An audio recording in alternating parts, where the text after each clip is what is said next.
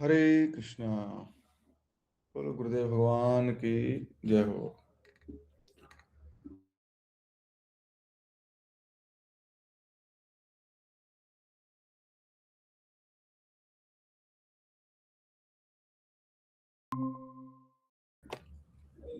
हरे कृष्ण।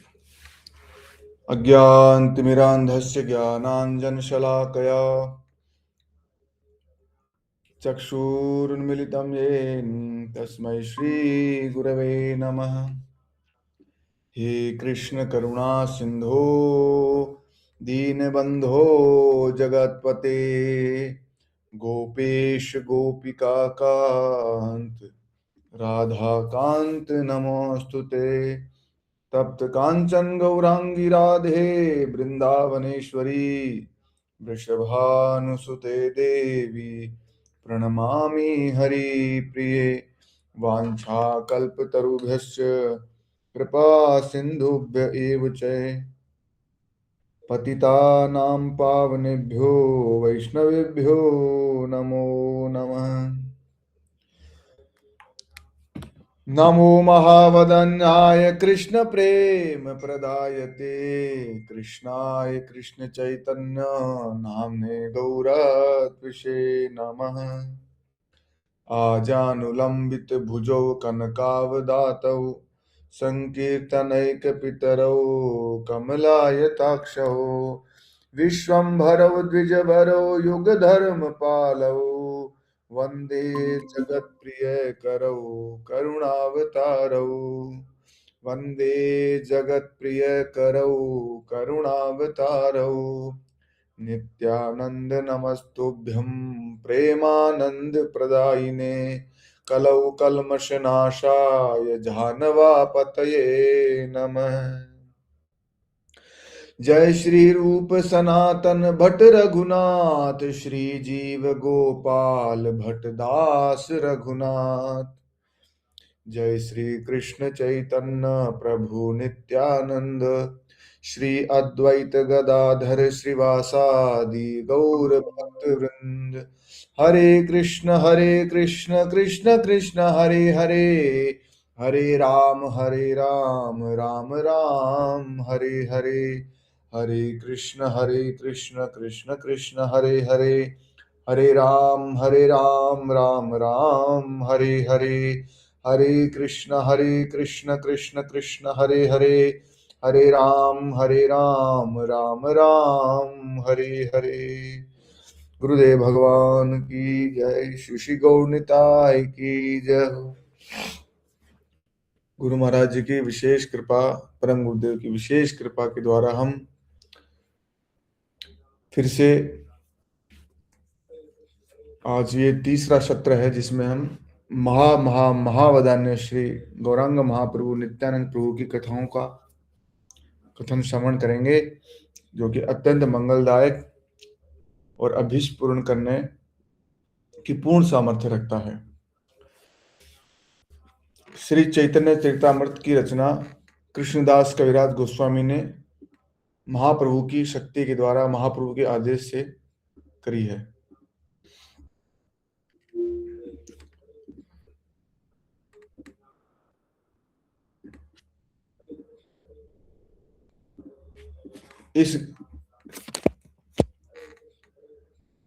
ये चैतन्य चरितामृत ग्रंथ ब्रज भक्ति देने वाला ग्रंथ है। ब्रज भक्ति भी किन के लिए? जो हम जैसे अयोग्य लोग हैं। अयोग्य मतलब जिनका अधिकार नहीं है, ब्रज भक्ति में जिनका अधिकार नहीं है, उनको चैतन्य महाप्रभु अपने शरण में लेके उनको योग्य बना के भगवान के चरणों में, श्री राधा गोविंद के चरणों में अर्पित करते हैं। आचार्यों ने कहा है कि जो व्यक्ति नवदीप धाम में हरि बोल करते हुए, हरे कृष्ण महामंत्र करते हुए चैतन्य महाप्रभु के चरणों में समर्पित हो जाता है, वो नवदीप से गायब होके और वृंदावन के बंसीवट पे राधे राधे करते हुए निकलता है। यानी गौरांग महाप्रभु जो कि स्वयं श्री कृष्ण और राधा रानी के मिलित स्वरूप हैं, वो स्वयं ही उन्हें योग्य बनाते हैं और स्वयं ही वो ब्रज का प्रेम देते हैं, ब्रज की, और उसी लिए भगवान चैतन्य महाप्रभु के रूप में आए हैं। क्योंकि कृष्ण की भक्ति करना, कृष्ण, श्री कृष्ण ने भगवत गीता में अर्जुन के माध्यम से हमें सबको बताया है कि मन मना भव मद भक्तो मद्याजी माम नमस्कुरु, कि मेरे मन वाले बनो, मेरा भाव रखो, मेरी पूजा करो, मुझे नमस्कार करो, ऐसा करके तुम मेरे पास आओगे। और बहुत सारे सिद्धांत भी बताए, मेरी शरण में आ जाओ, ऐसा हो जाओ, वैसा हो जाओ। लेकिन हम क्या हैं, कलयुग वाले हैं, हमें उतनी सामर्थ्य नहीं है। तो महाप्रभु ने भगवान ने देखा कि इनमें तो सामर्थ्य है नहीं, तो फिर मुझे ही कुछ करना पड़ेगा। तो वो चैतन्य महाप्रभु रूप में आके पहले योग्य बनाते हैं, पतितों को भी उस प्रेम को दे देते, पात्र और कुपात्र का विचार नहीं करते हैं। आज हमने सुबह श्री अद्वैताचार्य जी की जीवनी में सुना संजय प्रभु से कि अद्वैताचार्य जी ने, जब चैतन्य महाप्रभु अत्यंत भावावेश में थे, एकदम प्रसन्न थे, तो अद्वैताचार्य जी ने देखा अब सही मौका है, बढ़िया चीज मांग लेते हैं, अब दे देंगे, खुश हैं। तो महाप्रभु से कहा हाथ जोड़ करके कि महाप्रभु आप जो प्रेम देने आए हो उसमें पात्र और कुपात्र का विचार मत करना। अब आप कि इसको तो देना चाहिए और इसको देना नहीं चाहिए, ये तो लायक है इसको तो दे दूं और ये नालायक है इसको नहीं दूं, बोले ऐसा विचार मत करो। कलयुग में मिलेंगे नहीं ऐसे लोग, लायक ढूंढोगे तो फिर कोई नहीं मिलेगा, कौन है, ग्राहक ही नहीं है कोई, तो वो लोग बिना विचार करे दो आप तो महाप्रभु ने ओके कर दिया, पास कर दिया कि ठीक है। और फिर नित्यानंद प्रभु ने उस प्रेम को बांटना शुरू कर दिया। उसी प्रेम को बांटने के लिए चैतन्य महाप्रभु, भगवान चैतन्य महाप्रभु के रूप में आए हैं। इस बात को कृष्णदास कविराज गोस्वामी भी इसमें बताएंगे। आज चैतन्य चरितमृत का हमारा तीसरा सत्र है। हमने इसमें कुछ बातें पीछे दो सूत्रों में देखी है कि ये जो चैतन्य चरितमृत ग्रंथ है, ये इसकी पीडीएफ हमें परम गुरुदेव श्रील भक्ति वेदांत नारायण गोस्वामी महाराज जी के कृपा से प्योरभक्ति.com से प्राप्त हो गई है। इसका प्रथम भाग में आदि लीला, ये चैतन्य चरितमृत भगवान श्री चैतन्य महाप्रभु की लीलाएं 3 भागों में है, आदि लीला, मध्य लीला और अंत्य लीला। तो ये आदि लीला यानी प्रारंभिक लीला का प्रथम भाग है। इसमें अध्याय 1 से लेकर 7 तक है। इस ग्रंथ में हम श्रील भक्तिविनोद ठाकुर के द्वारा लिखा हुआ अमृत प्रभा भाष्य हमें इसमें देखने को मिलेगा। यानी श्रीमद भक्ति श्रील सच्चिदानंद भक्तिविनोद ठाकुर जी के विचार को पढ़ने का मौका मिलेगा। भक्तिविनोद ठाकुर कौन है? ये कमल मंजरी है राधा रानी की। इनको सप्तम गोस्वामी की संज्ञा भी दी गई है। तो इन्होंने चैतन्य चरितमृत पे जो अपनी टीका टिप्पणी लिखी है उसका नाम है अमृत प्रभा भाष्य। इस शब्द को हम बार बार सुनेंगे आगे इसमें, अमृत प्रभा भाष्य। अमृत प्रभा भाष्य का मतलब होगा कि भक्तिविनोद ठाकुर ने इस संबंध में क्या बात बोली है, उसका मतलब है अमृत प्रभा भाष्य। फिर आगे भक्तिविनोद ठाकुर जी के ही शिष्य और उनके बेटे भी श्रील भक्ति सिद्धांत सरस्वती गोस्वामी महाराज, जिनको सिंह गुरु की उपाधि दी गई है।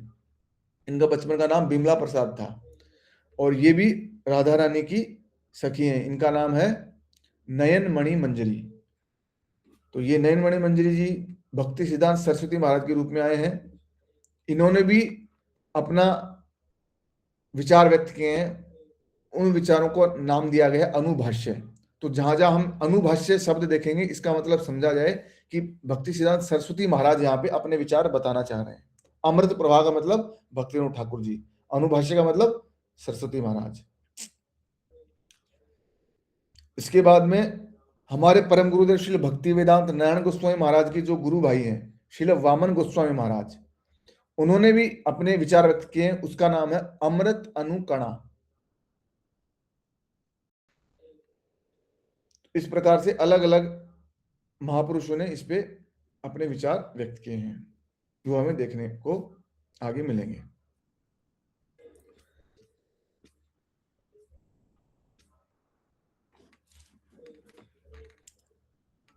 इस ग्रंथ में बहुत सारे जो वैदिक साहित्य है उसका सहायता ली गई है। ये हम पहले पढ़ चुके हैं कि उज्ज्वल नीलमणि, कठोपनिषद, केवलोपनिषद, छांदोग्य उपनिषद, तैत्तिरीय उपनिषद, नारायण उपनिषद, नारायण पंचरात्र, ब्रह्म संहिता, महाभारत, श्रीमद् भागवत, विष्णु पुराण, श्वेताश्वतरोपनिषद, सज्जन तोषणी, इतने कितने ही ग्रंथों का इसमें समावेश है इस अकेले चैतन्य चरितमृत में, इसलिए इसको पीएचडी की पढ़ाई मानी जाती है। मतलब प्रारंभिक शिक्षा श्रीमद् भगवत गीता, उसके बाद में ग्रेजुएशन की शिक्षा श्रीमद् भागवत महापुराण, और ये पीएचडी की शिक्षा है श्री चैतन्य चरितमृत। तो इसमें परम भक्ति सिद्धांत सरस्वती महाराज ने भूमिका भी लिखी है कि इस भूमिका को भी पढ़ो पहले, इस भूमिका को नहीं पढ़ोगे तो इसके असली मर्म को प्राप्त नहीं कर पाओगे। तो ये हमने पिछले सेशन में पढ़ा था। इसमें भक्ति सिद्धांत सरस्वती महाराज बताते हैं कि 3 प्रकार के पाठक होते हैं, 3 प्रकार के लोग होते हैं पढ़ने वाले। एक तो वो होते हैं जो मजाक मजाक में पढ़ने शुरू करते हैं कि देखो क्या है ये, उपहास करने मतलब क्या है ये चैतन्य चरितमृत, ऐसे ही मतलब मजाक मजाक में करने आ गए। और दूसरे होते हैं जो विद्वेष पूर्वक ग्रंथ का पाठ करते हैं। विद्वेष पूर्वक क्यों करेंगे? इसमें कमी निकालने के लिए, कि इसको पढ़ूंगा और फिर कमी निकालूंगा, और फिर ये जो घोड़े वैष्णव क्या अपना राग अलापते रहते हैं उनकी मैं भर्त्सना करूंगा, उनकी जो है कमियां निकालूंगा उनमें, इस भाव से पढ़ते हैं। और तीसरे प्रकार के पाठक कौन से होते हैं? जो पूर्ण श्रद्धा और मनयोग करके और सत्य वस्तु की प्राप्ति करने के लिए वास्तविक फल को प्राप्त करते हैं। तो 3 प्रकार के पाठक हो गए। लेकिन हमारे परम गुरुदेव के भी गुरुदेव ने ये कहा है कि अगर कोई पहले और दूसरे टाइप का भी है, मतलब जो मजाक मजाक में पढ़ने आ गया उपहास करने के लिए, या दूसरी श्रेणी का जो द्वेष पूर्वक पाठ करने आ गया कमियां खोजने के लिए, बोलो ऐसे लोग भी अगर इसको पढ़ेंगे ना तो वो धीरे धीरे तीसरी श्रेणी में अपने आप आ जाएंगे, शीघ्र ही तीसरी श्रेणी में आ जाएंगे, मतलब सत्य वस्तु की प्राप्ति कर पाएंगे। ऐसा ग्रंथ है ये। क्यों?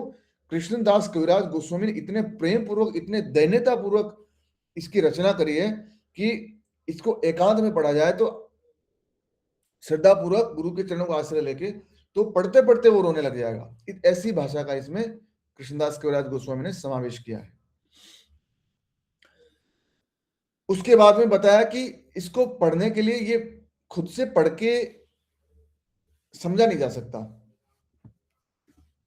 इसको भगवत प्राप्त महापुरुषों की शरण में, उनके शब्दों में, या उनसे जिसने सीखा है उससे प्राप्त करना चाहिए। जैसे सुखदेव गोस्वामी ने भी श्रीमद् भागवत बोलने से पहले बताया कि ये मैं जो सुनाऊंगा आपको, ये मैंने वेद व्यास जी से पढ़ा है, मैंने इसका अध्ययन किया है, इसलिए मैं आपको सुनाऊंगा। इस प्रकार गुरु जनों से कोई दार्शनिक व्यक्ति, कोई फिलोसोफर इस चैतन्य चरितमृत को पढ़ के उसके वास्तविक अर्थ को समझ नहीं सकता। ये बात हमने सुबह संजय प्रभु से भी सुनी थी कि ये श्रीमद् भागवत, ये वैदिक ज्ञान, भक्ति का जो मर्म है वो पढ़ने से नहीं आ सकता। इसी बात को माउंट वाली कथा में महाराज जी ने भी कहा है, गुरु जी ने, कि पढ़ने से विद्या नहीं आती। विद्या का मतलब भगवान की विद्या। एक तो होता है लौकिक ज्ञान, वो तो पढ़ के लिया जा सकता है, उसके लिए भी गुरु की जरूरत पड़ती है। लेकिन विद्या तो अनिवार्य है कि उसमें गुरुदेव हो, भगवत प्राप्त महापुरुष होने आवश्यक है।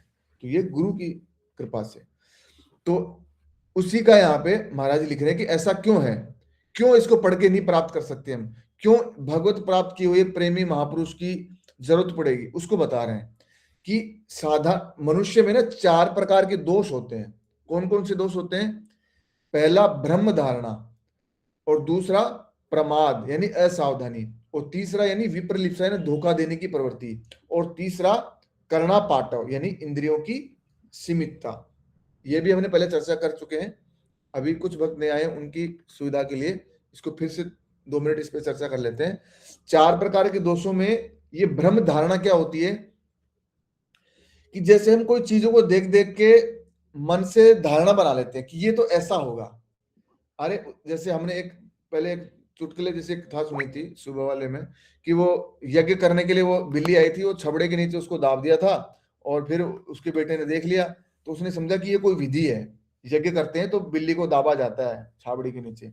तो जब उसके पिताजी तो जब पधार गए, उसके बेटे का नंबर आया यज्ञ करवाने का, तो पंडित जी आए, उन्होंने यज्ञ चालू कर दिया। तो वो कह रहा है कि पंडित जी वो बिल्ली और वो बुली तो नहीं मंगवाई आपने? बोले कौन सी बिल्ली? बोले वो यज्ञ करने से पहले वो बिल्ली छाबड़ी के नीचे दाबनी होती है ना।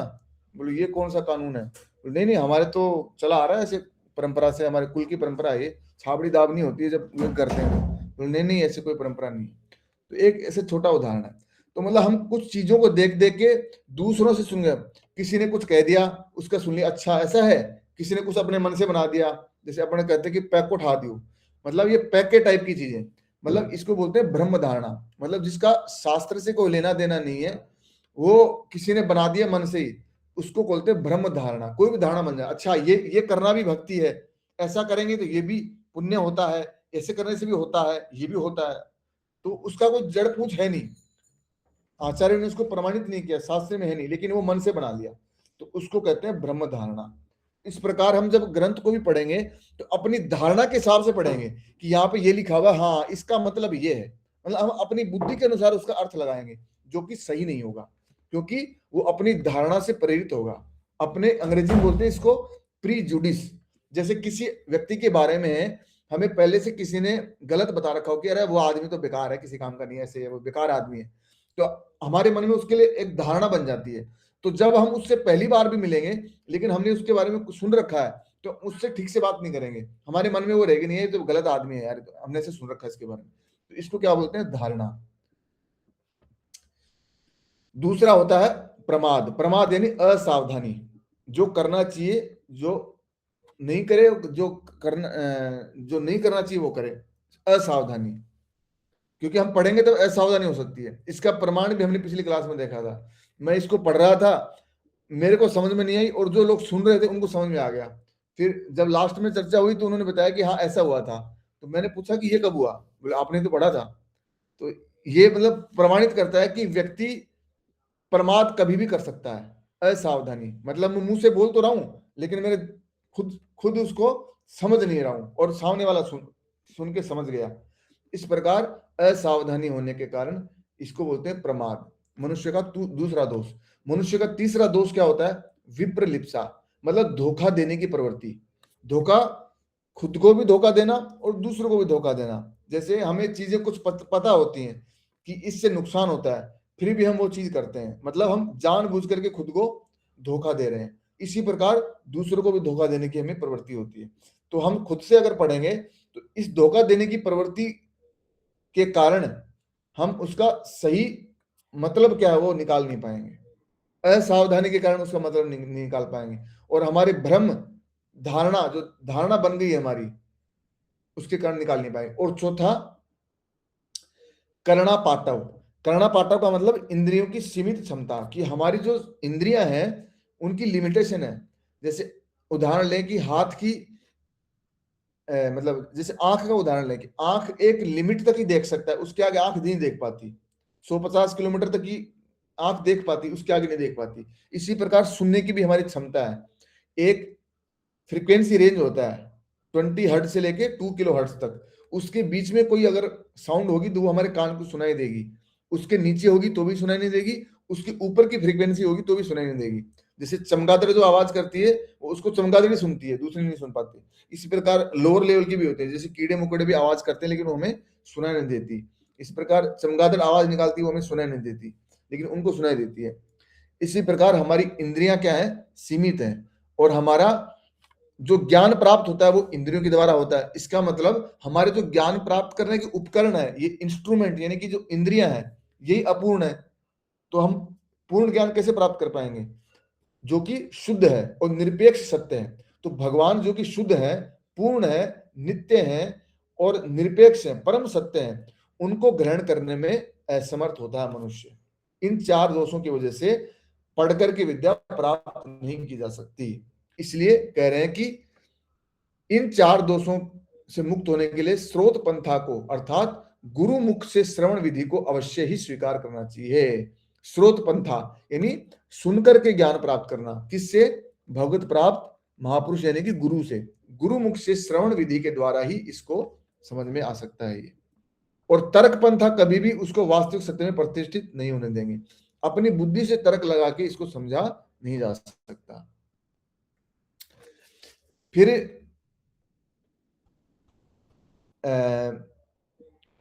श्री भक्ति सिद्धांत सरस्वती महाराज ने उसके बाद में इसमें इसका मतलब समझाया कि जो श्री चैतन्य चरितामृत, इसका मतलब क्या है। श्री चैतन्य का मतलब क्या है कि ये जो चैतन्य भगवान है ये कौन है, महावदान्य कृष्ण प्रेम के देने वाले और दया के समुद्र हैं। नमो महावदन्याय कृष्ण प्रेम प्रदायते कृष्णाय कृष्ण चैतन्य नामने गौरत विषय नमः।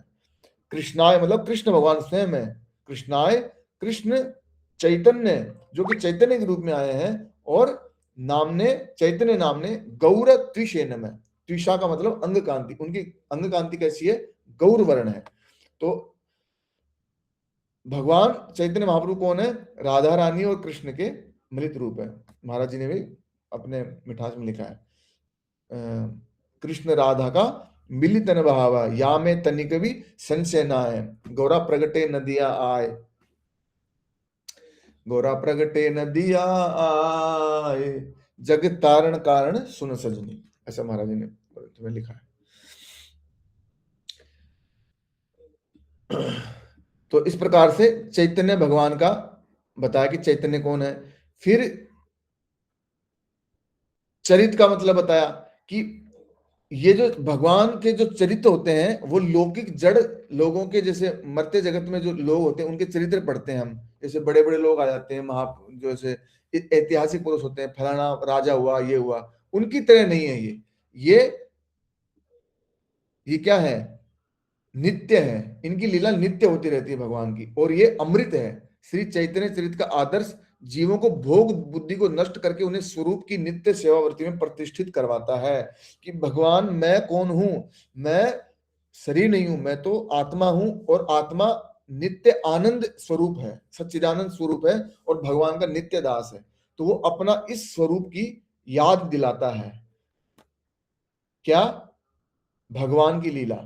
इन चैतन्य महाप्रभु की लीला को हम सुनते हैं, पढ़ते हैं, तो क्या होता है, अपनी नित्य स्वरूप की हमें याद आने लगती है, धीरे धीरे हम अपने स्वरूप में प्रतिष्ठित होने लगते हैं, अपने स्वरूप में स्थित होने लगते हैं। और फिर अमृत क्यों कहा, श्री चैतन्य चरित अमृत, अमृत क्यों कहा, क्योंकि इनका कथा सुनने से हमें इस मृत्यु लोक से निकल करके उस अमृत पद यानी कि गोलोक वृंदावन धाम, भगवान का नित्य धाम है, वहां पे जाने का सुयोग प्राप्त होता है, इसलिए इसका नाम बोला अमृत। तो ये श्री चैतन्य चरितमृत का मतलब बताया। ग्रंथ की प्रयोजनीयता, कि ग्रंथ लिखने की इसकी जरूरत क्या पड़ी, तो इसके बारे में महाराज जी ने बहुत सारी बातें बताई। इन बातों को हम कुछ कुछ पहले पढ़ चुके हैं, तो इसको अधिक विस्तार ना करके हम सीधा ग्रंथ पे चलते हैं, वरना ये इसी को हम पढ़ते ही रह जाएंगे।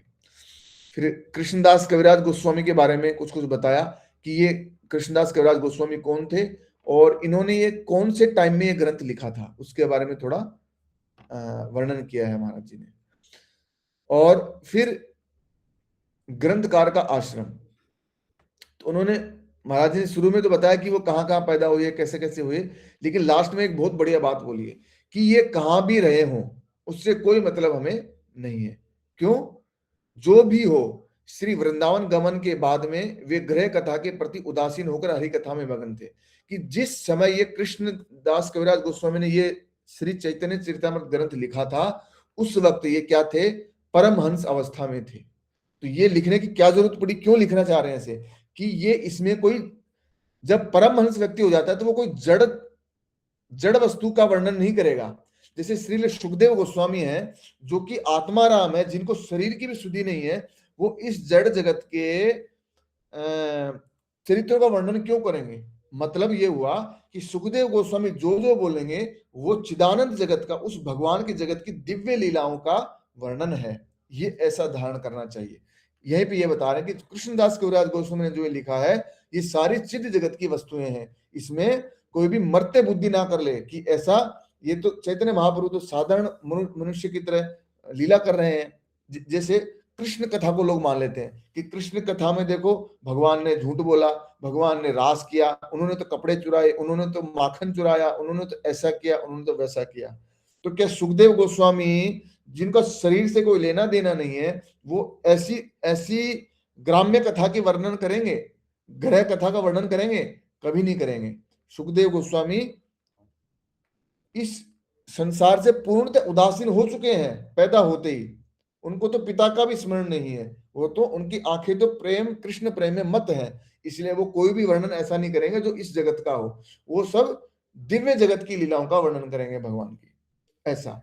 तो ये संकेत किया गया है कि ये जो चैतन्य महाप्रभु की हम लीलाएं पढ़ेंगे, ये साधारण व्यक्ति की तरह जो जो होती है वैसा नहीं है। जैसे भगवान राम वो लीला करते हैं साधारण मनुष्य की तरह, लेकिन वो मनुष्य नहीं है। तो कहने का मतलब ये है कि ग्रंथकार ने जो ये रचना करी है वो उस टाइम पे परमहंस अवस्था में थे। मतलब जो जो इसमें लीलाएं आप पढ़े उनमें दिव्यता का अनुभव करेंगे, ऐसा बात है। फिर कृष्णदास कविराज गोस्वामी का स्वभाव भी लिखा है कि कृष्णदास कविराज इतने प्रेमी वैष्णव है कि इनके वैष्णवोचित स्वभाव की तुलना ही नहीं है। इतने दैन्य, इतनी मिठास इस लेखनी में कृष्णदास कविराज गोस्वामी ने कर दी है। देखो ये कितनी बढ़िया बात बोली है। जब भी श्री चैतन्य चरितामृत के पाठक ग्रंथकार के असामान्य निज परिचय की बात की आलोचना करते हैं, तब उन पाठकों को जितनी भी अहंकार से पुष्ट बुद्धि क्यों न हो, तो भी ये निश्चित रूप से कहा जा सकता है कि सभी प्रकार के पाठकों में ही सिर झुकाकर धन्य ग्रहण की स्पर्धा बलवती होगी। जैसे ऊपर बताया था कि अगर कोई कमी निकालने के लिए भी आ गया है, मजाक में भी आ गया है, वो कृष्णदास कविराज गोस्वामी का ऐसा इन्होंने रचना करी है कि कितना ही बड़ा अहंकारी व्यक्ति हो, वो लास्ट में इसको पढ़ने के बाद में सिर झुकाकर धन्य ग्रहण करने की स्पृहा उसका भी मन करेगा कि मैं उनके चरणों में लेट करके उनको प्रणाम करूं। ऐसा ऐसा भाषा श्री कृष्णदास कविराज गोस्वामी ने लिखी है। इसलिए ये आनंद देने वाला ग्रंथ है, क्योंकि आनंद को नष्ट कौन करता है? अहंकार, जो सबसे घटिया चीज है, जिसके लिए महाराज जी ने मिठास में लिखा है, बैरी यो अहंकार है मूल पतन की खान, और सेवा में बाधा करे नरक रास्तो जान। जीव का स्वाभाविक धर्म क्या है? सेवा करना। और सेवा क्यों नहीं कर पाते हैं? अहंकार की वजह से। तो इस अहंकार को ये चैतन्य चरितामृत पढ़ने से एकदम उसको पानी पानी कर देता है। ऐसा ही रसमय ग्रंथ है। इस प्रकार से बहुत सारी बातें बताई है। और कृष्णदास कविराज गोस्वामी की दक्षता बताई कि कितने निपुण हमें, इनको कविराज की उपाधि दी गई है। कृष्णदास कविराज, कविराज मतलब कवियों के भी मतलब मोर मुकुट, पंडितों के भी मोर मुकुट, विद्वान, कवि विद्वान शब्द के लिए भी प्रयोग होता है। कविराज है, विद्वानों के राजा। तो उनकी जो दक्षता कितने निपुण है कि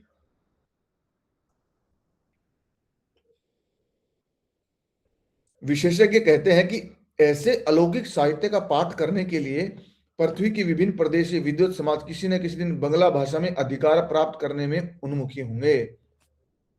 ये चैतन्य महाप्रभु की भी भविष्यवाणी है कि एक ऐसा समय आएगा कि पूरे संसार के लोग बांग्ला सीखेंगे इस चैतन्य चरितामृत को पढ़ने के लिए। चैतन्य महाप्रभु ने इसे भविष्यवाणी करी थी। और आज संसार का ऐसा कोई जगह नहीं बची है जहां पे लोग बांग्ला और संस्कृत नहीं सीख रहे हो। सुबह सुबह उठ के जहां भी इस्कॉन और गौड़े मठ के मंदिर है, वहां पे श्रीमद् भागवत की क्लास होती है, भगवत गीता की क्लास होती है, संस्कृत सीखते हैं, और चैतन्य चरितामृत की क्लास होती है। तो इस प्रकार यहाँ पे ये भक्ति सिद्धांत सरस्वती महाराज ने भी लिखा है कि बांग्ला भाषा में अधिकार प्राप्त करने में उन्मुख होंगे। बांग्ला भाषा में अधिकार प्राप्त करना मतलब बांग्ला भाषा को सीखेंगे कि कुछ कुछ उनको समझ में आए। कविराज गोस्वामी की पाक रचना कार्य में कुशलता गुणी व्यक्तियों से मुक्त कंठ से प्रशंसा का आकर्षण करती है। पाक रचना कार्य में क्या होता है? ये पाक रचना क्या होती है?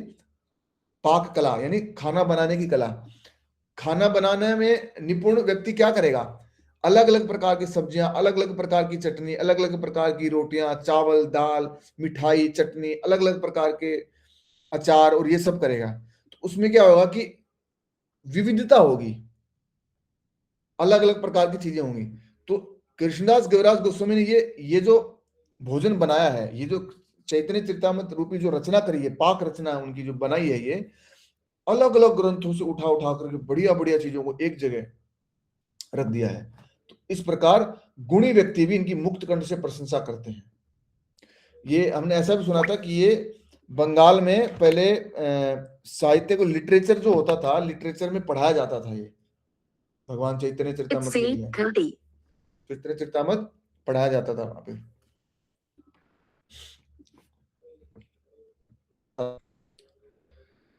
फिर ग्रंथ का फल, भक्ति सिद्धांत सरस्वती महाराज लिख रहे हैं कि इस ग्रंथ का फल क्या होगा।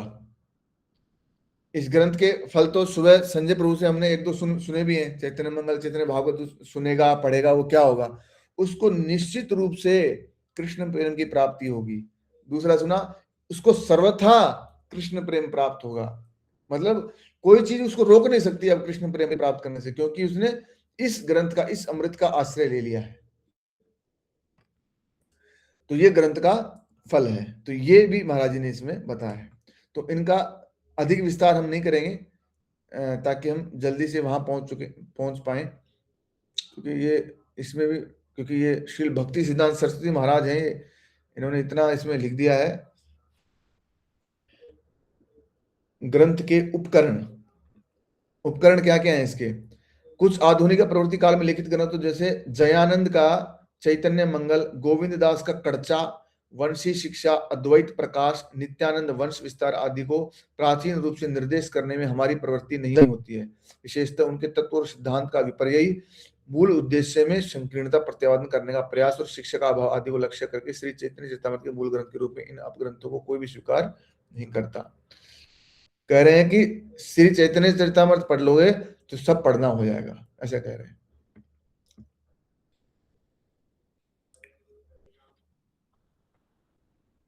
ग्रंथ के उपकरणों की सूची, लीला विषयक उपकरण क्या क्या है, मतलब इस ग्रंथ में जो लीला आएंगे उन वो लीलाएं कहां कहां से ली गई हैं वो भी है इसमें। चैतन्य चंद्रोदय नाटक, श्री चैतन्य भागवत, चैतन्य भागवत किसने लिखी थी, वृंदावन दास ठाकुर ने। इन वृंदावन दास ठाकुर को वेदव्यास जी का अवतार माना जाता है। जैसे वेदव्यास जी ने लिखा था श्रीमद् भागवत, तो इन वृंदावन दास ठाकुर ने लिखा चैतन्य भागवत। नवद्वीप में शायद मामगाछी में इनका स्थल है, मामगाछी में प्रभु जी, हाँ मामगाछी में, हाँ वहां पे इनका वृंदावन दास ठाकुर का वहां पे उनका स्थान है। इन्होंने चैतन्य भागवत लिखी है, और एक चैतन्य मंगल जो कि लोचन दास ठाकुर ने लिखी है। दामोदर स्वरूप का कर्चा, इन्होंने क्या किया था, श्री रघुनाथ दास गोस्वामी को कंठस्थ करवा दिया था। ये हमने जो इनका जो रघुनाथ दास गोस्वामी का कल परसों में जो तिथि आई थी तो उसमें देखा था कि स्वरूप दामोदर से इन्होंने सीख लिया था रघुनाथ दास गोस्वामी ने। फिर इन रघुनाथ दास गोस्वामी ने ही क्या किया, कृष्णदास कविराज गोस्वामी को पूरा का पूरा ऐसा कैसा पिला दिया। वृंदावन वासी गोस्वामीगण और उनके संगियों के द्वारा आलोचित पद समूह, तो इन इन जगहों से कृष्णदास कविराज गोस्वामी ने चीजें उठाई हैं इसको बनाने के लिए, उपकरण है ये। और वेद में कहां कहां से लिया है, संहिता, ऋग्वेद, यजुर्वेद, सामवेद, अथर्ववेद, चारों वेद, उपनिषद, ईशोपनिषद, ऐतरेय, कठ, श्वेतासुर, बृहदारण्यक, तैत्तिरीय, प्रश्न, छंदोग्य, मांडुक्य, मुंडक, केन, तापनी, गोपाल तापनी, नरसिंह तापनी। इस प्रकार से इन उपनिषदों का देख रहे हो कितना, ये 108 प्रमुख उपनिषद हैं, उनमें से भी 8 मेन है। तो इस प्रकार ये उपनिषद क्या होते हैं, वेदों का ही भाग होता है। वेद को समझाने के लिए उप का मतलब समीप, निषद यानी उपनिषद यानी पास में बैठना। तो गुरु के चरणों में बैठकर जो सवाल जवाब होते हैं उनको बोलते हैं उपनिषद। कि वेद को समझने के लिए शिष्य गुरु जी के चरणों में बैठा कि गुरु जी ये बताओ ऋग्वेद में ये क्यों लिखा गया है, ये यजुर्वेद में ये ऐसे क्यों, इसका मतलब क्या है। तो ये जो प्रश्न उत्तर चेला करेगा और गुरु उसको बताएगा, वो उपनिषदों में लिखा हुआ है। तो ये उपनिषद है, वो वेद का ही पार्ट है। और फिर पुराण क्या होते हैं, इन वेद और उपनिषदों को समझाने के लिए स्टोरी और भगवान की लीलाएं बताई गई हैं कि अच्छा ये इसमें ये लिखा हुआ है, इसका मतलब ये है, उपनिषद ने बताया। अच्छा अच्छा इस ऐसा कभी हुआ है क्या, बोले हाँ हुआ है, तो कहा, तो पुराण में उठा के देखो, पुराण में लिखा हुआ है इस प्रकार। तो ये हो गया, सूत्र हो गए। वेद का मतलब सूत्र, नियम, और उपनिषद का मतलब उस नियम की व्याख्या, और फिर उस नियम का प्रयोग। जैसे होते हैं ना सोल्ड एग्जाम्पल, तो वो किसमें मिलेंगे, पुराण में मिलेंगे। इस प्रकार है। फिर सूत्र, दर्शन, फिलोसफी, न्याय, पातंजल दर्शन, वेदांत दर्शन, वैशेषिक दर्शन, मीमांसा दर्शन और संख्य दर्शन, इनसे भी कृष्णदास कविराज गोस्वामी ने सब उठा लिया। पंचरात्र, कात्यायन संहिता, नारद पंचरात्र, इस प्रकार बहुत सारे। और फिर पुराण और महाभारत, आदि पुराण, इतिहास समुच्चय, उप पुराण, कूर्म पुराण, गरुड़ पुराण, नरसिंह पुराण, पद्म पुराण, विष्णु धर्मोत्तर, विष्णु पुराण, बृहन्नारद पुराण, ब्रह्म वैवर्त पुराण, ब्रह्मांड पुराण, स्कंद पुराण, श्रीमद् भागवत, गीता, महाभारत, सहस्त्र नाम और हरि भक्ति सुधोय, इतने सारे पुराणों को कृष्णदास कविराज गोस्वामी ने सार रूप में ले लिया है। धर्मशास्त्र, मनवादी 20 धर्मशास्त्र है अलग अलग, इनके नाम यहाँ पे दिए हुए हैं। कृष्ण करनामृत, बिलो मंगल ठाकुर कृत, इसको चैतन्य महाप्रभु सुनते थे अंतलीला में। नाम कौमुदी, भागवत तात्पर्य, श्री मध्वाचार्य कृत भागवत टीका है ये, श्री मध्वाचार्य जी का कल अभी आ रहा है तिरुभाव, कल सुबह। तो श्री मध्वाचार्य जी का भागवत तात्पर्य, श्री रामानुजर भाष्य, श्री रामानुजाचार्य जी का परसों आ रहा है तिरुभाव, उनका भाष्य। भावार्थ दीपिका, ये किसने लिखी है? श्रीधर कृत भागवत की टीका, श्रीधर गोस्वामी, ये बहुत प्रकांड विद्वान है, उन्होंने भावार्थ दीपिका लिखी है। महाभारत तात्पर्य, ये भी किसने लिखा है? हमारे मध्वाचार्य जी ने लिखा है। महाभारत के उद्योग पर्व के श्रीधर स्वामी के द्वारा उद्धृत श्लोक, यही श्रीधर स्वामी, इनको चैतन्य महाप्रभु बहुत मानते थे, इनके द्वारा उद्धृत श्लोक। मुकुंदमाला स्तोत्र, श्री कुलशेखर कृत, इसका महाराज जी ने भी 1-2 श्लोक अपने ग्रंथ में लिखा है। यामुनाचार्य पादोक्त पद्यावली, श्रीधर कृत तंत्र वचन, सर्वज्ञ स्तोत्र रत्न, श्री यामुनाचार्य कृत, इतने ग्रंथों को शॉर्ट में महाराज जी ने ले लिया है। हाँ माता जी, हरे कृष्णा। गोस्वामी रचित ग्रंथ, आर्य शतक, उज्जवल नीलमणि, हमारे जो गोस्वामी हुए उन्होंने। हरे कृष्णा। कृष्णा, आवाज गुना रही बेटा, मेरे को ना, सबको नहीं गुना रही है, मेरे को नहीं गुना रही। नहीं सबके पास नहीं आ रही क्या? आ रही से मार कर दो भाई, आ रही है मार कर तो सुनील भैया। आवाज बढ़ा लो, आवाज बढ़ा लो माता जी, आवाज कम हो गई होगी, बटन से बढ़ा लो। तो इतने सारे ग्रंथों को, आर्य शतक, उज्जवल नीलमणि, ये किसने लिखे? हमारे गोस्वामी ने लिखे हैं। ये गोस्वामी कौन है? ये राधा रानी के परिकर हैं, उन्होंने लीला में बैठ करके लिखा है तत्व की बातें। आर्य शतक, उज्जवल नीलमणि, श्री कृष्ण संदर्भ, श्री कृष्ण चैतन्य चंद्रोक्त पद्यावली, गीत गोविंद, गोपाल चंपू, ये बहुत तगड़े ग्रंथ है, गीत गोविंद और गोपाल चंपू। गोविंद लीलामृत, जगन्नाथ बल्लभ नाटक, ये महाप्रभु सुना करते थे इनको, गीत गोविंद और जगन्नाथ बल्लभ नाटक। वैष्णव तोषणी, स्तव माला, ये शायद रूप गोस्वामी की स्तव माला। स्तवावली, पद्यावली, विदग्ध माधव, ये भी शायद रूप गोस्वामी जी के। बृहद भागवतामृत, ये सनातन गोस्वामी जी के। भक्ति रसायन सिंधु, रूप गोस्वामी जी के। भगवत संदर्भ, ये शायद हो सकता है जीव गोस्वामी की हो। लघु भागवतामृत, ये रूप गोस्वामी जी के। ललित माधव नाटक, सर्व संवादिनी, दान केती कौमुदी, नाटक चंद्रिका, हरि भक्ति विलास, सनातन गोस्वामी। इस प्रकार हमारे गोस्वामी ने जो जो महाराज जी कहते हैं ना कि हमारे देखो रूप सनातन को देखो, झोपड़ी नहीं बनाई उन्होंने, जिन्होंने सैकड़ों ग्रंथ लिखे, वो पेड़ों के नीचे बैठ करके भजन करके चले गए। रूप गोस्वामी, सनातन गोस्वामी के लिए ऐसा वर्णन लिखा हुआ है कि वो एक पेड़ के नीचे 2 दिन भी नहीं रुकते थे। जैसे आज इस पेड़ के नीचे भजन किया है, ग्रंथ लिखे हैं, अगले दिन दूसरे पेड़ के पास चले जाएंगे, उसके बाद में उस पेड़ को भी छोड़ देंगे, दूसरे पेड़ के नीचे चले जाएंगे। इस प्रकार इतना घोर वैराग्य, और ऐसे ऐसे रसमय ग्रंथ लिखे महाराज जी, कहते हैं सैकड़ों ग्रंथ लिखे उन्होंने। और फिर अन्य ग्रंथ, अध्यात्म रामायण, अभिधान समूह, अलंकार शास्त्र, एकादशी तत्व, उद्वाह तत्व, काव्य प्रकाश, दिग्विजय स्तोत्र, तो ये इतने बहुत सारे हैं। तो कविराज गोस्वामी ने मतलब जितना वैदिक सिद्धांत, रस, लीला सब का लेकर के इसमें भर दिया, इसलिए इसको बोला जाता है कि पीएचडी का ग्रंथ है। श्री चैतन्य चरितामृत पीएचडी का ग्रंथ है। ग्रंथ का विभाग, अब यहाँ पे ग्रंथ के बारे में कुछ बता रहे हैं कि यह ग्रंथ 3 भागों में विभक्त है, जैसे हमने शुरू में चर्चा करी थी। आदि लीला, मध्य लीला और अंत्य लीला। आदि लीला में 17 अध्याय हैं, 17। मध्य लीला में 25 अध्याय हैं, 17-25, और अंत्य लीला में 20 अध्याय हैं। तो 17, 25, 20 से अंतर विभाग रचित हुआ है। तीनों लीलाओं के विभिन्न अध्यायों में लिखित विषय समूह का वर्णन सूत्र आकार में प्रत्येक लीला के अंतिम अध्याय में, अर्थात आदि लीला के 17वें अध्याय में, मध्य लीला के 25वें अध्याय में और अंत्य लीला के 20वें अध्याय में लिखित हुआ है। अब इसको जब पढ़ेंगे ना, तब हमें जो ऊपर हमने चीज पढ़ी है ना कि कृष्णदास कविराज गोस्वामी कविराज क्यों है, और उनका जो क्या उनका वो है, क्या शब्द यूज किया था महाराज जी ने, उनका जो विद्वता, जो क्या लिखा था, दक्षता, हाँ, इतने दक्ष हैं। इसको जब हम पढ़ेंगे तब पता चलेगा कि कितने दक्ष हैं ये। तो कह रहे हैं कि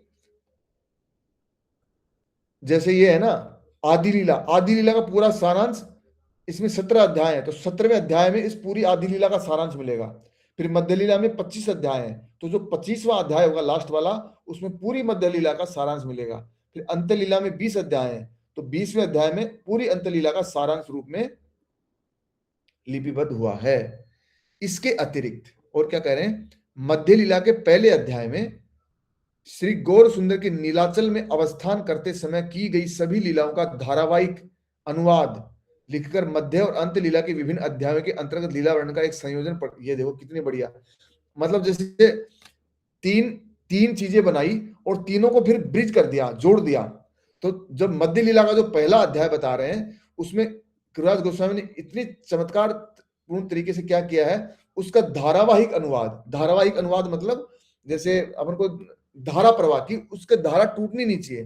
जैसे अपने को सीरियल देखते ना, उसमें आता है रिकैप आता है, हमने पिछले एपिसोड में देखा कि उसने ऐसे किया, फिर ऐसे हुआ, फिर ऐसे हुआ, अब देखिए आगे। और फिर जब खत्म होने वाला होता है तो बोलता है कि हम अगले में ऐसा ऐसा देखेंगे। तो ये क्या हो गया, धारा प्रवाह हो गया, धारावाहिक हो गया, कि कड़ी टूटी नहीं। इस प्रकार यहाँ पे कह रहे हैं कि अंत्य लीला और मध्य लीला को, अंत्य लीला और आदि लीला को भी जोड़ करके एक संयोजन कर दिया, जोड़ दिया उसको।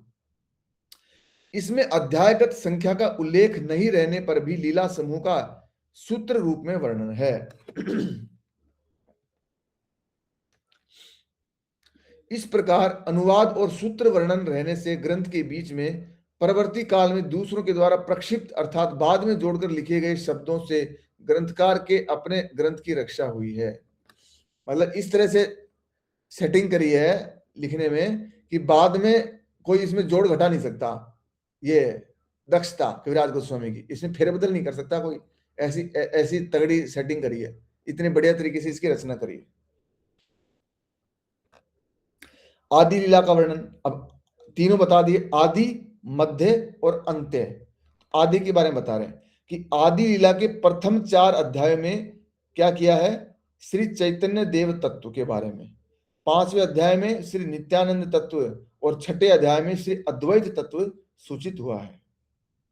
7वें अध्याय में महाप्रभु का निज तत्व, प्रकाश तत्व, श्री नित्यानंद, अवतार तत्व श्री अद्वैत और शक्ति तत्व श्री गदाधर आदि तथा भक्त तत्व श्री वासादि का तत्व सम्मिलन वर्णित हुआ है।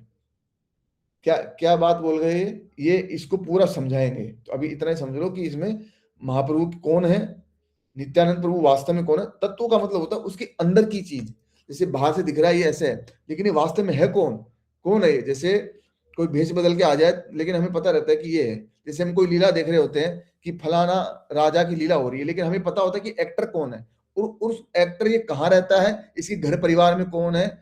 ऊपर से देखने में ये दूसरे से विवाह कर रहा है, उसके बच्चे हो गए, उसके दुश्मन बन गए फिल्म में, लेकिन उसका तत्व क्या है कि वो जो नौटंकी कर रहा है वहां पे फिल्म में, असल में कहाँ है, मुंबई में कौन सी जगह पे रहता है, कौन से सेट पे जाके उसने लीला करी, उसके घर में कौन कौन है। अच्छा, ये रोल तो इतना बेकार कर रहा है राक्षस वाला, लेकिन वास्तव में आदमी तो ये बहुत बढ़िया है, ये रोल कर रहा है खाली। तो तत्व का मतलब होता है उसकी मूल जड़ का पता हो जाना कि वास्तव में वो असलियत में को क्या चीज है वो। ये तो ये बता रहे हैं कि महाप्रभु का निज तत्व, महाप्रभु वास्तव में है कौन, और महाप्रभु कौन है, निज तत्व है यानी स्वयं है। और उनका प्रकाश तत्व कौन है, नित्यानंद। तो नित्यानंद प्रभु कौन है, भगवान का प्रकाश है। फिर श्री अद्वैत कौन है, उनका अवतार है। जैसे सुबह संजय प्रभु से सुना था कि वो ईश्वर है अद्वैताचार्य जी। और गदाधर कौन है, उनकी शक्ति है। कृष्ण की शक्ति कौन है, राधा रानी आह्लादिनी शक्ति। तो आह्लादिनी शक्ति कौन है, गदाधर पंडित तो है। और भक्त तत्व कौन है, श्रीवास ठाकुर नारद जी के। इस प्रकार से तत्व की बड़े ही विशद रूप में विवेचना कृष्णदास कविराज गोस्वामी ने करी है। इसको हम एकदम स्लोली कविराज गोस्वामी ने करी है एकदम, उसको हम पढ़ेंगे समझ में आ जाएगा। प्रथम 4 अध्याय के पहले में श्री चैतन्य का तत्व साधारण रूप से, फिर दूसरे में विशेष रूप से, और तीसरे में प्रपंच में अवतार के बाह्य उद्देश्य, और चौथे अवतरण के आंतरिक उद्देश्य से लिखे गए हैं। अब इसे कह रहे हैं कि चैतन्य महाप्रभु के तत्व को बताने में कृष्णदास कविराज गोस्वामी ने अलग अलग स्तर पे बताया है कि साधारण रूप में बताया, पहले तो साधारण रूप से कौन है, दूसरे में विशेष रूप से बताया, फिर तीसरे में और भी उसका आंतरिक बातें बताया। अलग अलग स्तर होते हैं ना। जैसे अगर हम महाराज जी को समझना चाहें, महाराज जी कौन है? हाँ भाई, इमलोआ में प्रकट हुए, शुरू से ही बड़े हंसमुख थे और सभी से प्रेम करते थे, कोई उनका दुश्मन ही नहीं होता था, सबका सबकी को कैसे आनंदित करें वो उसमें रहते थे, है ना। पैसे खर्च नहीं करते थे, बहुत ही मितव्ययी थे, पानी का प्रयोग बहुत कम करते थे, पानी बचाते थे। इस प्रकार इस साधारण रूप से हो गया। फिर दूसरे और विशेष रूप से, ओहो महाराज जी इतनी बढ़िया कथा करते हैं, भक्तों को आकर्षित, शिष्यों को आकर्षित करने की अद्भुत कला महाराज जी में है, कथा कहने में अत्यंत सुदक्ष हैं और उनको कथा कहने के लिए देखने की जरूरत नहीं पड़ती। ये हो गया और विशेष रूप से। लेकिन आंतरिक चीज में पहुंचेंगे तो कैसे होगा कि वो है कौन? इमलोआ में तो प्रकट हुए, कथा तो बढ़िया करते हैं, लेकिन वास्तव में कौन है? वो राधा रानी की सखी है, श्यामा सखी। वो यहाँ पे आए हैं ये दान देने के लिए। तो दान देने क्यों आए हैं? उनका उद्देश्य क्या था? कृष्ण कथा का दान देने के लिए, कृष्ण प्रेम का दान देने के लिए। तो ये उनके अलग अलग समझने के स्तर हो गए ऐसे। तो वही बता रहे हैं कि चैतन्य महाप्रभु को अलग अलग स्तर में कृष्णदास कविराज गोस्वामी ने बताया कि चैतन्य महाप्रभु वास्तव में कौन है। वो सचिनंदन गौर हरि तो है, लेकिन वास्तव में है कौन और आए क्यों? और आने के भी कई कारण हैं, एक कारण नहीं है।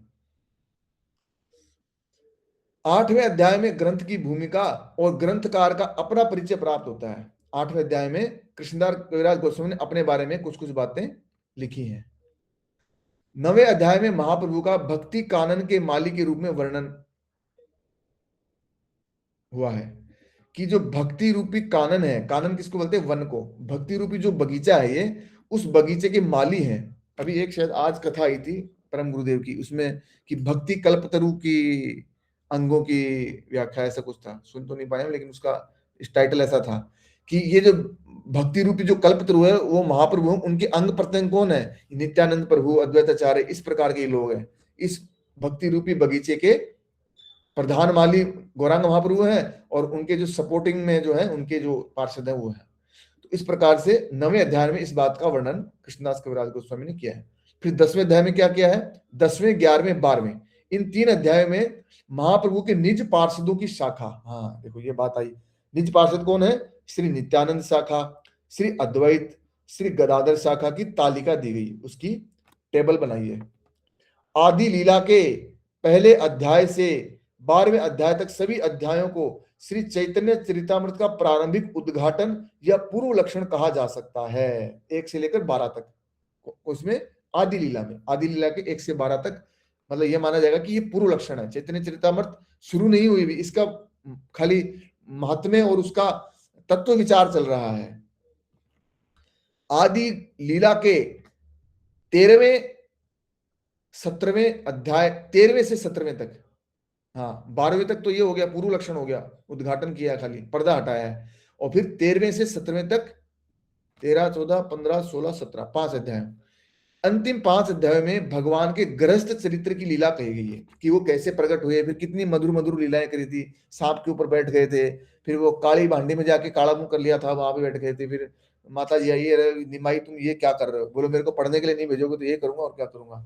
कैसे वो कन्याओं को सताते थे, कैसे वो जो पंडित पाषंडी पंडित होते थे उनके ऊपर फेंक देते थे, कैसे तैर्थिक ब्राह्मण पे कृपा करी थी, झूठा कर दिया था भोग को और फिर उनको षडैश्वर्य रूप दिखाया। इस प्रकार के बचपन की लीला और गृहस्थ की लीला 13वें से 17वें अध्याय तक दिखाई गई है। फिर 13वें अध्याय में, अच्छा इसको भी महाराज जी विस्तार कर रहे हैं कि 13वें अध्याय में तो जन्म लीला, 14वें में बाल्य लीला, 15वें पौगंड लीला, 16वें में किशोर लीला और 17वें अध्याय में यौवन लीला का घटनाओं का वर्णन हुआ है। तो इसमें टोटल कितने हैं? 17 अध्याय हैं। इस प्रकार ये आदि लीला 17वें अध्याय में पूर्ण होती है। श्री चैतन्य चरितामृत के आदि लीला में कही गई कथाएं श्री वृंदावन दास ठाकुर के, ये वही आ गए मामधाची वाले अपने वेदव्यास जी के अवतार वृंदावन दास ठाकुर, क्या लिखा इन्होंने?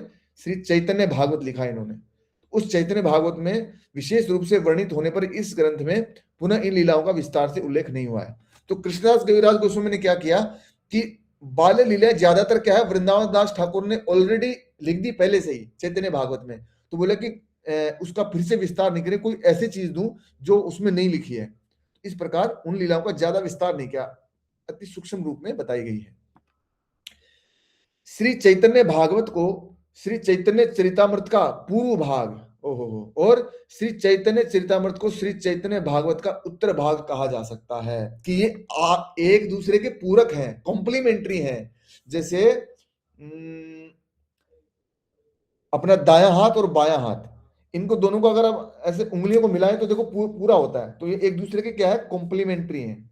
जैसे दो चीजें होती है ना, जैसे सेट हो जाती हैं तो कॉम्प्लीमेंट्री हो गया।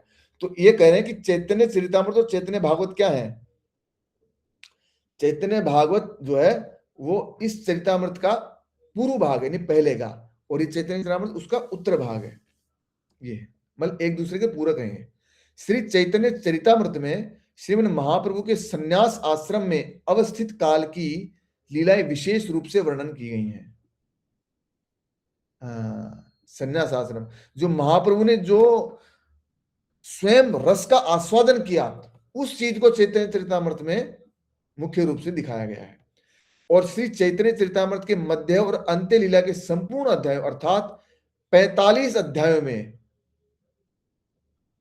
45 हो गए ना टोटल, 20 और कितने थे, 25 और 20 45। हाँ 45 हो गए। तो इन 45 अध्यायों में श्री कृष्ण चैतन्य की संन्यास लीला और आदि लीला के अंतिम 5 अध्यायों में महाप्रभु विश्वम्भर की बाल लीला और गृहस्थ लीला वर्णित है। इसलिए तत्वानुकूल लीला ग्रंथ 50 अध्यायों में है। अतः उनकी भूमिका रूप में तत्व परिचय 12 अध्याय में, इस प्रकार 62 अध्याय में ग्रंथ संपूर्ण हुआ। देखो पूरा एकदम महाराज ने बता दिया कि टोटल इस चैतन्य चरितामृत में कितने हैं, 62 हैं, 62। उनमें से शुरू के 12 तो बताए कि इसमें खाली तत्व परिचय चलेगा।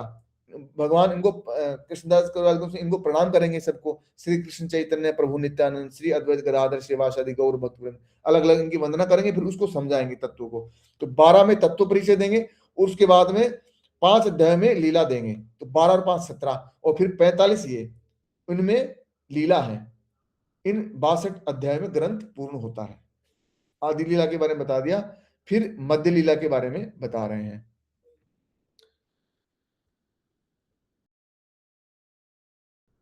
मध्य लीला को भी ऊपर ऊपर से पढ़ लेते हैं।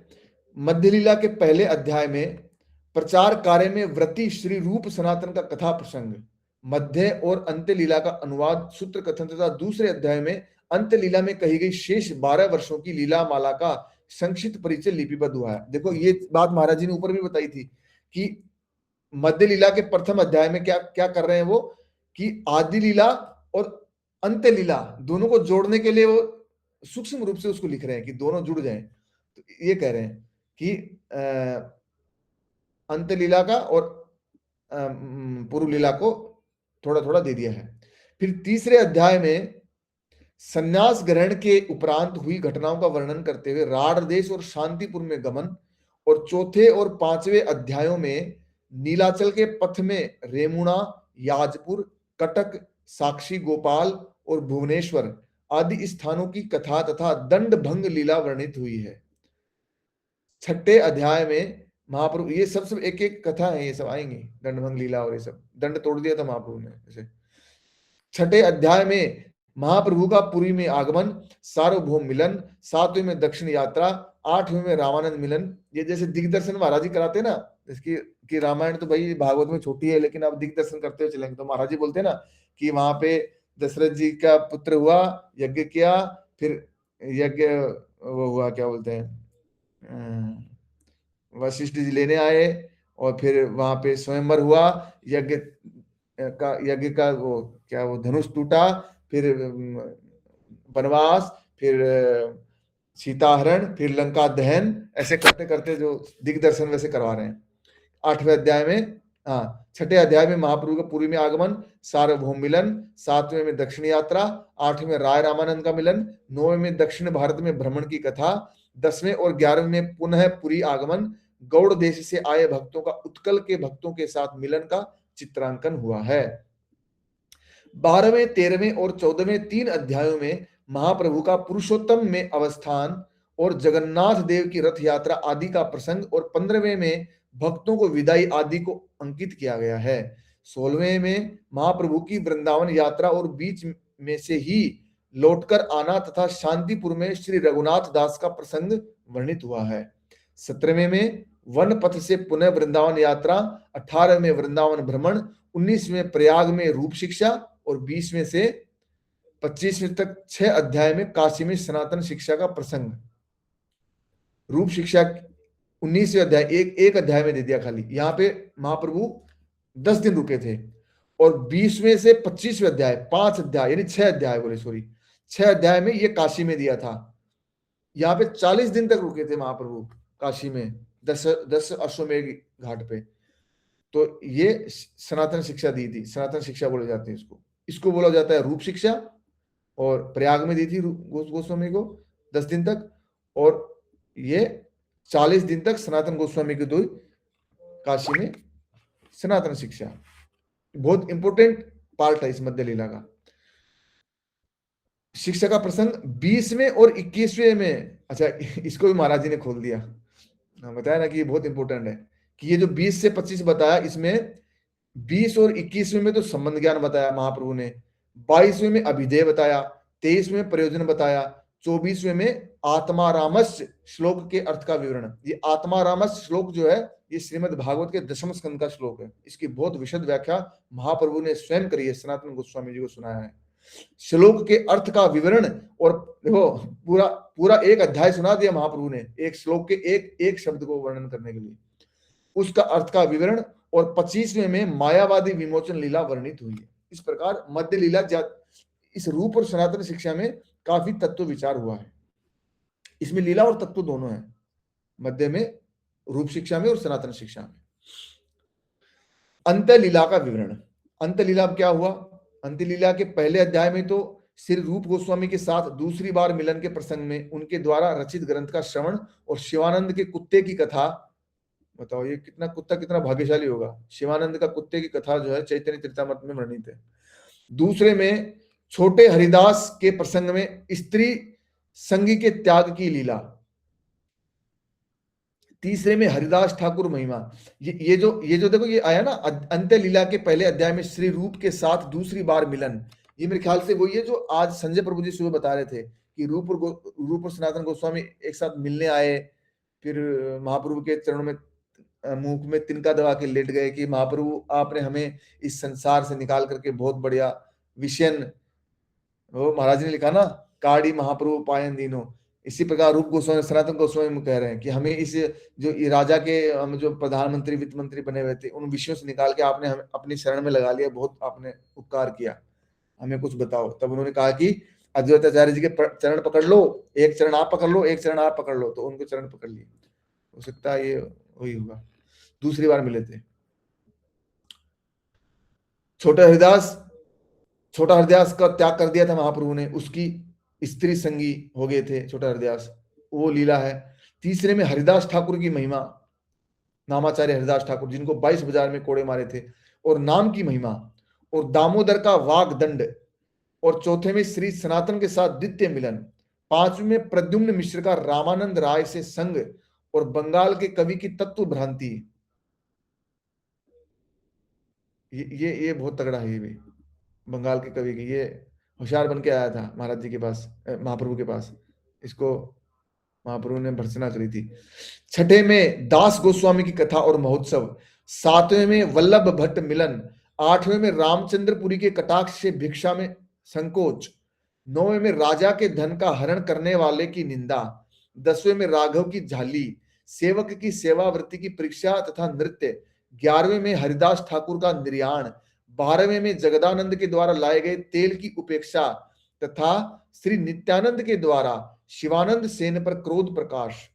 13वें अध्याय में जगदानंद की वृंदावन यात्रा, महाप्रभु के द्वारा देवदासी के गीत का श्रवण। हाँ, ये जो गीत गोविंद जो गा रही थी श्रित कमला कुछ मंडल है, महाप्रभु उसको पकड़ने के लिए दौड़े क्योंकि कृष्ण आवेश में आ गए वो। फिर पीछे से आवाज लगाई महाप्रभु महाप्रभु, स्त्री है, स्त्री गा रही है। तब महाप्रभु रुके, तब उनको बार बार कहा कि तुमने आज मेरे प्राण बचा लिए। अगर क्योंकि संन्यास धर्म में महाप्रभु बहुत तगड़ी शिक्षा दे रहे थे। यहाँ पे देखो ऊपर स्त्री संगीत छोटा हरिदास को दंड दिया था, स्त्री संगी हो गया था। मतलब चैतन्य महाप्रभु कहते थे कि सन्यासी को अगर सपने में भी अगर स्त्री के वस्त्र जैसे वस्त्र भी सपने में भी अगर दिख रहे हैं तो वो सन्यासी का मरण है। ये बात महाराज जी ने भी कथा में कई बार बोली है कि सन्यासी के लिए चैतन्य महाप्रभु ने इतना बड़ा कठोर नियम लागू किया है कि सन्यास धर्म में आप चले गए तो आपको फिर इस तरह से भजन करना है। तो यहाँ पे महाप्रभु ने कहा कि आपने मुझे बचा लिया, अगर मैं इसका इस कन्या का या जो भी है ये देवदासी इसका मैं अगर स्पर्श कर लेता, क्योंकि गीत गोविंद सुना तो रह ही नहीं पाए, गीत गोविंद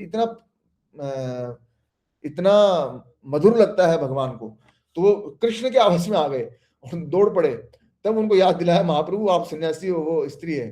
तब वो रुके उनके कदम और फिर उनको बार बार धन्यवाद किया कि आपने मेरे को ना बचा लिया, अगर मैं इसको स्पर्श कर लेता तो मैं फिर समुद्र में कूदकर मैं प्राण त्याग देता, क्योंकि मैंने सन्यास धर्म धारण किया है। इस प्रकार की लीला है बहुत सुंदर। रघुनाथ भट्ट संवाद 14वें और 15वें में दिव्य उन्माद, भगवान चैतन्य महाप्रभु ने कैसे दिव्य उन्माद में जो है हालत हो गई थी। अंतरदशा में वृंदावन की उपलब्धि, श्री कृष्णान्वेषण, इसका पूज्य पाठ श्री गोविंद शरण जी महाराज प्रेमानंद महाराज जी ने भी बहुत इसका वर्णन किया है। काफी दिनों तक चैतन्य महाप्रभु की लीलाओं का वर्णन किया है कि महाप्रभु पागल हो गए हैं, बिल्कुल कृष्ण कृष्ण कर रहे हैं। फिर वहां पे गंभीरा में दीवार पे मुख रगड़ रहे हैं, पूरा मुख लाल हो गया, खून से लथपथ हो गया। और सुबह देखा कि सब लोगों के हृदय फटने वाले हो कि महाप्रभु ये क्या कर लिए।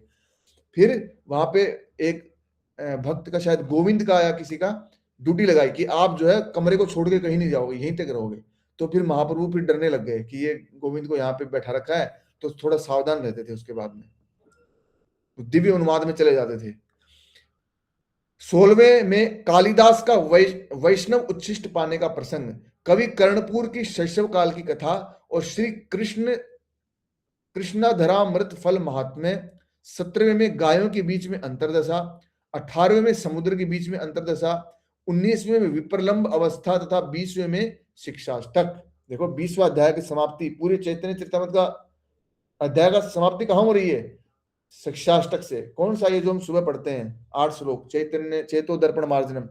ये ऐसी है चैतन्य महाप्रभु ने जो स्वयं बनाए हैं, ये जो 8 श्लोक चैतन्य महाप्रभु ने स्वयं बनाए हैं और स्वयं ही इनकी व्याख्या करी है। पहले बोल दिए और चैतन्य चरितामृत अंत करते करते कृष्णदास कविराज गोस्वामी ने इस अंत्य लीला में ये वर्णन किया कि चैतन्य महाप्रभु ने अपने धाम वापस जाने से पहले इन 8 श्लोकों की खुद व्याख्या करके बताइए कि इसका मतलब क्या है।